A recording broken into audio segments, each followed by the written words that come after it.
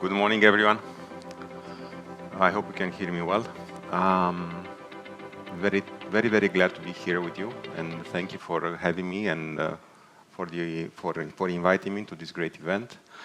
I have an off-topic question, but maybe you can relate to the question and the follow-up. Do you guys like Star Trek? Do you know the movie? You are a fan of the Star Trek movie?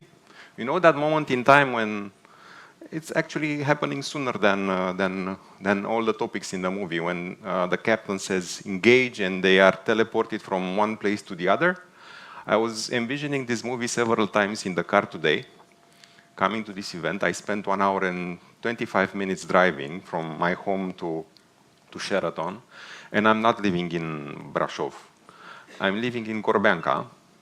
But I was imagining that engage moment, and like, okay, I'm beaming up from Corbeanca to Sheraton and I'm standing here in front of you. I know that we are all early adopters of technology, but I swear to you, I will be a very early adopter of teleporting technology when it's going to be available to market. So I don't know about you, but definitely I will do that. Now, coming to more mundane and down-to-earth things. My presentation is about Romania. It's about where we are today. I will not go into macroeconomics, but I will touch a little bit the macroeconomics, just to share the perspective and to share the perspective of technology company. How we see basically our potential, how we see our path towards the future, adopting and basically being part of this technology wave that is all around us. Now, a little bit of macroeconomics. Over 300 billion GDP. It's okay. Significant growth at a level of European Union. I would say one of the biggest. It's once again okay. What it is not okay is the DESI score, so 36, the last one in European Union. So digitalization level of the population. That says a lot about the discrepancies that we are seeing between cities and the countryside, the level of understanding and adoption of technology. And this is a place where work needs to continue and work needs to be done to move from this 36 and to basically move ahead in this analysis. Definitely there are things that are happening every day, every month, every year that we are witnessing from the perspective of where we are with the adoption of technology and where we are as a country. I spoke about the GDP. I spoke about, and we all see the investment that are happening in research and development. The contribution of the IT sector to the overall GDP, I think it's significant. We are seeing now 7%. We will see what is the projection for 2025. I think that our purpose and my purpose here on the stage is not to discuss what it's in, let's say, in debate in the public space and the political space with the fiscal, let's say, facilities and all the legislation. It's about our purpose here is to see basically where we are and what we can do to do things better. Let's leave the political debates to politicians to a certain extent, to say our point loudly, but to do our jobs. Fair and square. That's my perspective. The perspective of growth and potential, it's clear, but I think, and Adrian mentioned, let's say that he's a little bit not so technical and he's not coming from the government. I'm not making any association between non-technical and the government, but definitely we are all, let's say, seeing that digitalization in the public sector, it's work in progress. Definitely it's work in progress. So their adoption of digital technologies and modern technologies is something that needs to happen, and it's a process.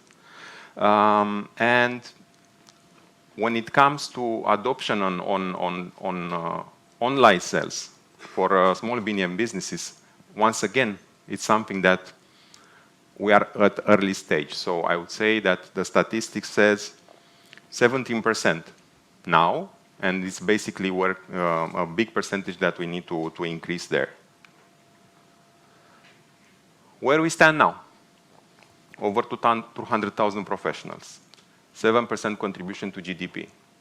2020, I think that the statistics showed that over 100,000 people are basically enlisted into STEM profile universities, which is a great thing. Is it enough? I would say that is not enough. We have stopped a little bit the brain export, and we are seeing over 100 multinational. We are among those multinational that are very active in Romania, which are extremely, extremely active in Romania, hiring young graduates, hiring professionals, hiring experts. And this is something that will continue. For us, for example, I don't know if you are aware of this, but Microsoft Romania is the largest site in Europe after Ireland. So we are talking about almost 2,000 professionals working from Microsoft Romania. And we are not talking about call center. We are talking about engineers. We are talking about research and developers. We are talking about a very advanced professional work that is being done here in Romania. A lot of the technologies that I am going to speak about are developed by my colleagues here in Bucharest. And we are very, very proud that this is happening. Why I mention some statistics? Because when it comes to IT industries, once again, this is not a Microsoft analysis. This is basically public information. It is absolutely obvious and it's absolutely clear that IT industry grows 3 times faster than any other. And the potential of growth is exponential. Of course, we might argue that we need to support this in order for the trajectory of growth to continue. But this is, let's say, another conversation, and potentially another conversation that needs to happen here. Now, when it comes to potential of growth, Romania's potential of growth, I'm a strong believer that technology, once it's adopted and it's understood, it's an accelerator for the growth. And I'm going to speak in the following minutes about our perspective in Microsoft, about what we are doing from the technology standpoint, enhancing the adoption curve, enhancing learning, enhancing skilling, improving efficiency, helping all of us here in the room to do things better, faster, smarter. I talked about me being an early adopter of teleporting technology. I'm also an early adopter of what we are doing here at Microsoft with this technology. And I'm very proud to speak about Microsoft Cloud as being the platform of development and growth for the technologies that I'm going to speak about in the following minutes. Now, I think it's very important for all of us, when we are discussing about adoption of new technology, to understand the setup. You mentioned ChatGPT. Everyone is talking about ChatGPT.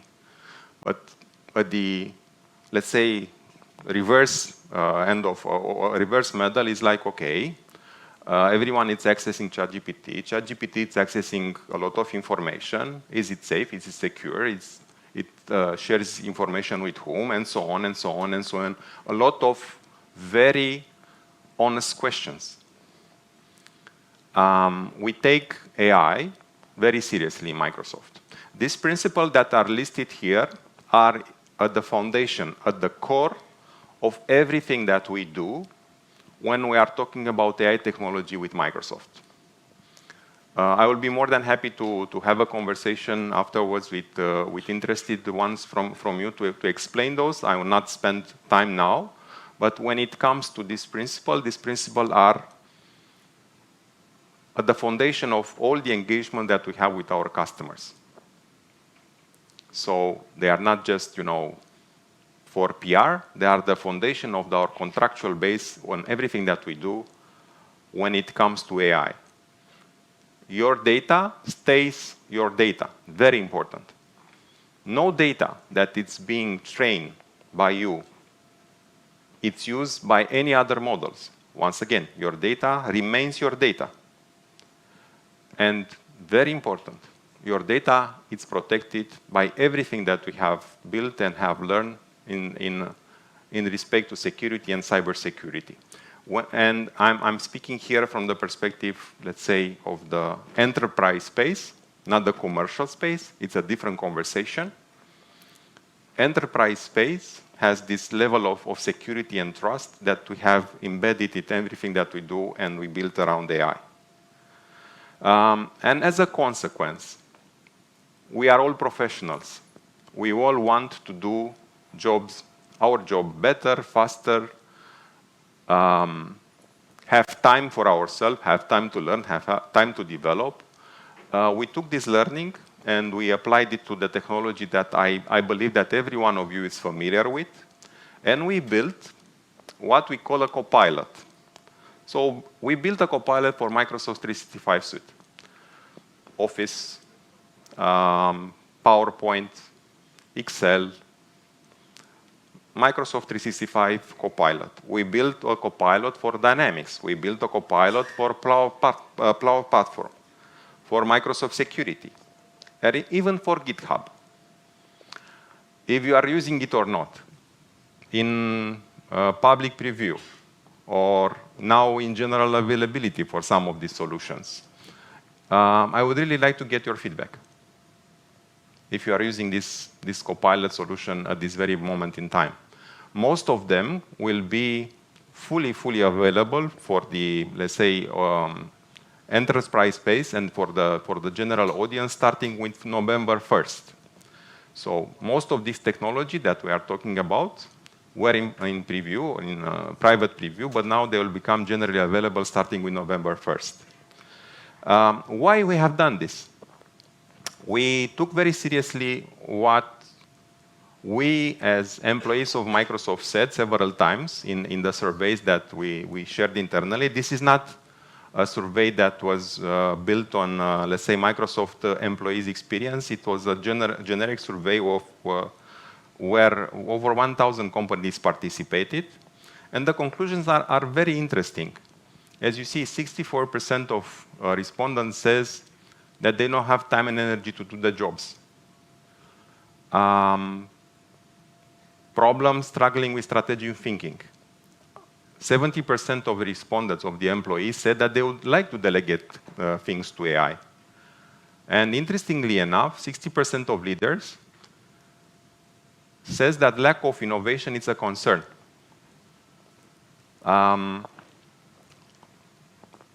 Is it a question in the audience if AI will replace humans? Is it an honest question, do you think?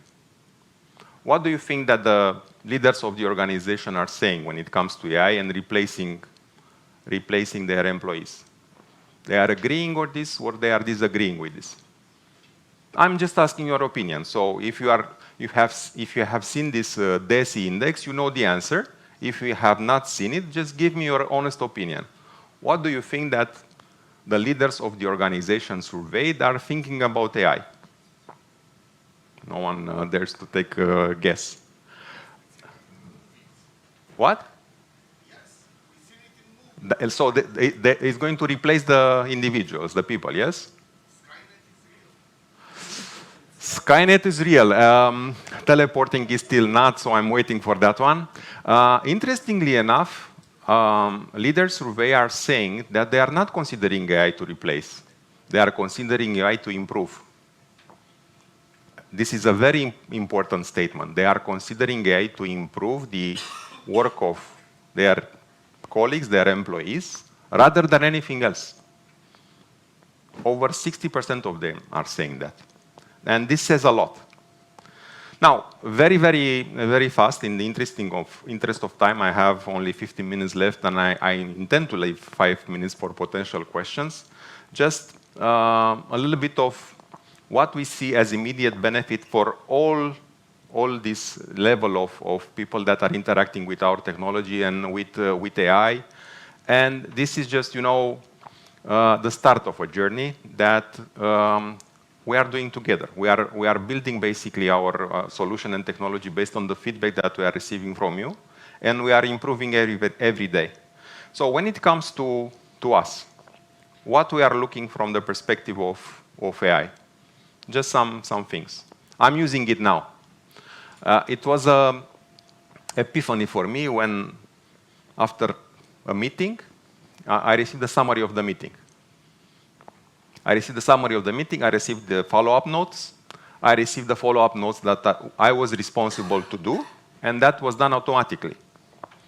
I received the summary of the meetings that I'm not participating into, but I'm invited. I cannot duplicate myself, so I cannot participate in two meetings in the same time. Now, I receive summary. I can make summary. I can ask Copilot to write me a summary and an email to be sent to internal audience or to external audience. It saves me time? Yes, it saves me time. It is good from the perspective of what I need to do in my daily activities. It's perfect. Windows Copilot, it was just announced. It's going to be part of our everyday experience. 1st of November, general availability. And you can basically talk with a blue screen and ask it to improve and to do things better for you, just by having a conversation. It's very nice. It's very, very nice. Now, when it comes to the professionals, what they are looking for, just some examples here. From the perspective of a seller, I'm a seller. I continue to sell in every interaction that I do. I'm looking to provide value and to get value, hopefully. All these are part of our experience as professionals, and this is available now. For example, I'm giving myself as example. It's the best thing to do, I think. I hate to do presentation, PowerPoint presentation. I don't know about you. I hate to do them, like to make it up. Yeah, I have the ideas here, but just put the slides, find the picture, find the chart, find the you know this. Maybe you would like to do presentation. Now I'm just sharing my idea with Copilot, telling my Copilot friend what to do, and it's helping me to do the presentation. It's great. It's great. It saves a lot of time. Of course, it's implied that I take a final look. I agree with the content. I change whatever doesn't feel right, let's say. But 95% of the work is done. I'm just giving here example for all the function in an organization. All the functions in the organization can take full value of the copilots that are now being built in the Microsoft 365 suite. You mentioned ransomware, Adi. For the security professionals, I think it's an absolutely great help to have the security copilot as part of the daily interactions to help prevent, to learn, and to basically protect the organization from the perspective of the cybersecurity attacks. It's a great help for the, let's say, organization that have security professionals, but there are not that many organizations who have security professionals.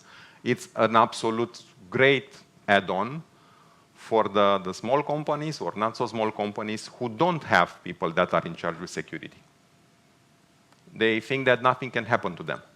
Yes, potentially, but not definitely. Now, all they need to do is basically to activate the Microsoft Security Copilot, and it does the work to a certain extent of preventing all these potential threats that are in the cyberspace, just by activating the solution.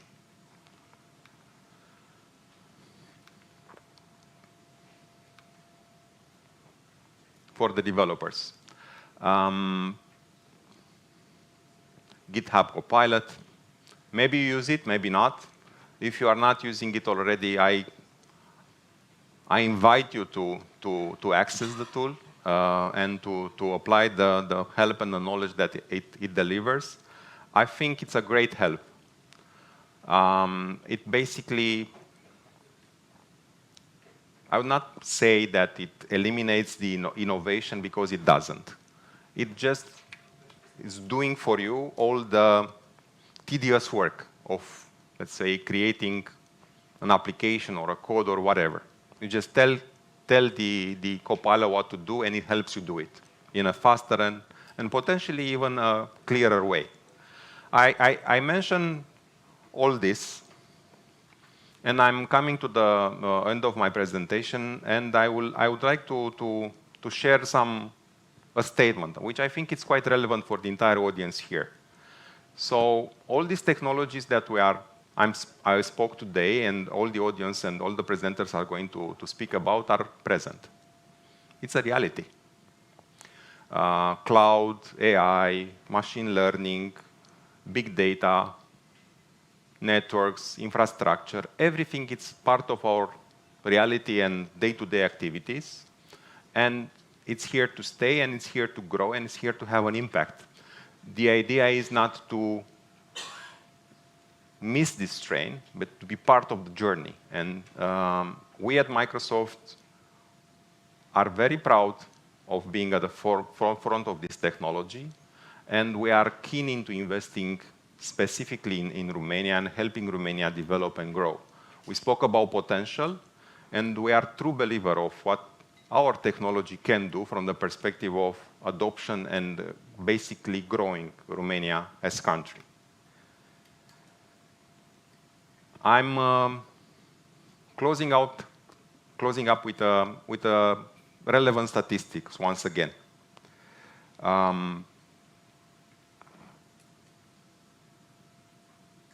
95% of the enterprises are considering AI as essential for their adoption and development. This is not a Microsoft statistic. These are statistics by third parties. I will be happy to share the links with those particular surveys. I think it's a very interesting read and very educational from this perspective. I said about not the future, about the reality. 80% of the enterprises are using now AI in some sort of form, which it's an impressive number considering that we have started openly speaking about AI technology maybe 2 years ago, give or take. 81% of the enterprises report positive ROI using AI technology. And I fully relate with all these percentages here. I fully relate with the last one. Also, I think it's very, very relevant. All leaders, all the managers are looking for return on investment. I think it's just the beginning. I think that all of us here as professionals have a great thing to say going forward when it comes to adoption, when it comes to making these AI tools better, and when it comes to basically helping Romania grow.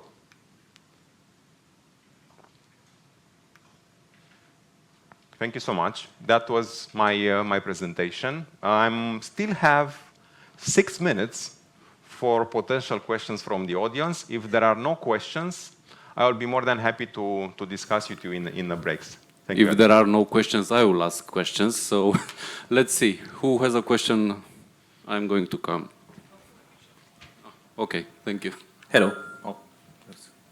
So my question was, you said that you're representing Microsoft Romania, and my question was regarding what is the percentage that we have in Romania as developers of AI from the big number? Do you have any data on this? It's honestly very hard to respond to this question.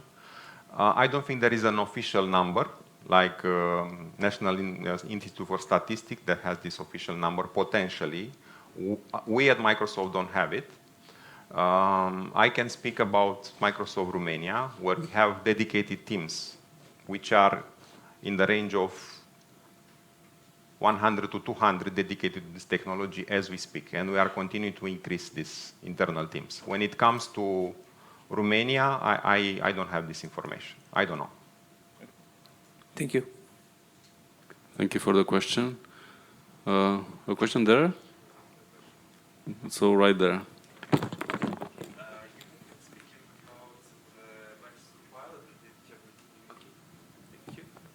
Okay. You were speaking about the Microsoft Copilot, that it can be integrated with GitHub and with own code editors. Question for big corporations. Usually these come with some security compliances and so on. How the GitHub Copilot is capable of providing these security constraints that, for example, all of the data will be processed on the servers of the required company, and the data used for training will be also used from the company? It's part of our contractual commitment. So everything that we are considering and we are saying about data being in your own, data being staying on, let's say, on the servers or on the enterprise space that are using that particular data, it's part of the contract that the enterprises are signing with Microsoft. So it's written, let's put it like this, part of the commitment. Thank you. Welcome. Thank you for the questions. Are there any other questions? Let me ask you, Adrian. Yes. I was saying that during discussions with non-technical leaders, I hear a lot of interest in cloud, in data, in the power of data, of structured data, and so on. So maybe you can share your perspective, given the position that you have within Microsoft, if this is really the case, and beyond discussions, if things are moving on past that moment when we discuss. It's a very good question. The answer will take at least one day. Okay, so let's okay. Let's have this answer for this question. Depends on whom you are talking. Let's say if we are talking about the private space, private sector, I'm extremely glad to see the level of adoption, understanding, and the openness towards new technology, towards cloud, towards AI, and everything that comes with it. At the end of the day, the entrepreneurs understand that for them to grow, let's use the tools that help us grow. And I'm let's say, putting the private sector in its rightful place. When it comes to public sector, it's a different conversation. Public sector is far away, it's lagging behind adopting modern technology. When it comes to adopting cloud, and I'm speaking in particular about public cloud, it's a very, very long way to go. I'm sure that you are familiar with the conversation around the governmental cloud. Governmental cloud, it's not a let's say, public cloud. In its essence, it's a private cloud.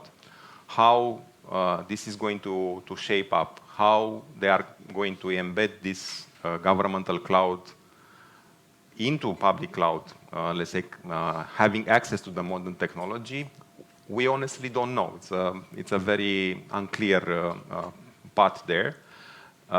We have very few pockets of excellence, of organization in public sector who are understanding and using modern technology. Big numbers of organizations who are not. So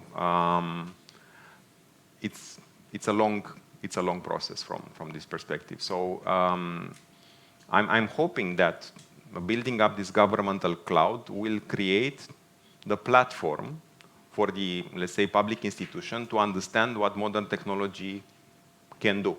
I'm hoping. What else can we do than be hopeful? Yes, what can we do than be hopeful? So. Since the 90s, we are hopeful and we keep doing that. So any other questions for Adrian? If not, let's applaud him and thank you very much for your speech. Mulțumesc.